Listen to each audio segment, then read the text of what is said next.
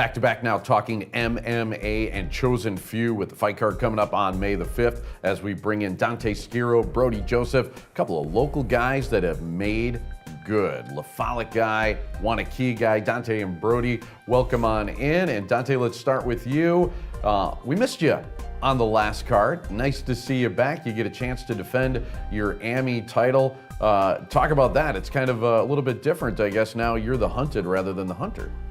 Yeah, it's actually kind of nice having that target on my back a little bit, but I have had some time off coaching, and now it's back to the gym and get to fight back in Madison again, so I'm excited. In 2017, you were extremely active. Lots and lots of fights. You had a great 2017. Talk about how much you grew over that last year as a fighter.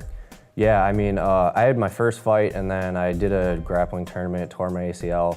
So I was out for about 9 months, and I kind of felt like I got to make some time up now.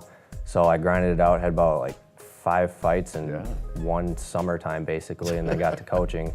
But I mean, it was a busy summer, and I put in a lot of work there, and now it's time to take that next step and defend my title here. You know, a lot of people are familiar with your wrestling background, and obviously that is something that you use once you're in the cage. But talk about your striking ability, because that seems to have come a long way. Yeah, that's one part I'm tending to work on more. I've wrestled for a good amount of time now, and I'd say that's my strong suit, obviously. But I've knocked people out, I've put people down, smacking people in the head with my shin and everything, so it's all good. The striking part is got work to do, but just like anything else, you do work on it every day and it'll get better. Right. Now, Brody, you know, the last time you were here, we were talking about you making your MMA debut. Didn't quite go, I think, the way you wanted it to go. What do you take from that first step into the cage like that? Just what I take from it, it was definitely an awesome experience. Like I told you before, it was my first fight. I didn't have any nerves. It was so cool just to be able to fight, you know, basically in my backyard.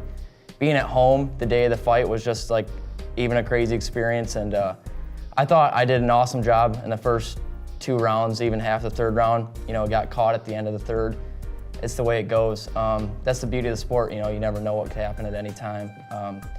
Definitely wasn't too upset after that fight. I didn't, you know, go down in a hole or, you know, hide under a rock. It was, you know, kind of confront, you know, my weaknesses and figure out what I did wrong, go back to the drawing board and work on it, and that's why I'm fighting on this card, because, you know, I've improved and I'm ready to go again. Excellent. Chris Garrity and I had you up in those 2 rounds. We thought you were winning that 3rd round too. It looked like you got distracted just for a second. I bet that doesn't happen again, does it? No. No. Yep. And definitely last time, you know, focusing on just like keeping my composure.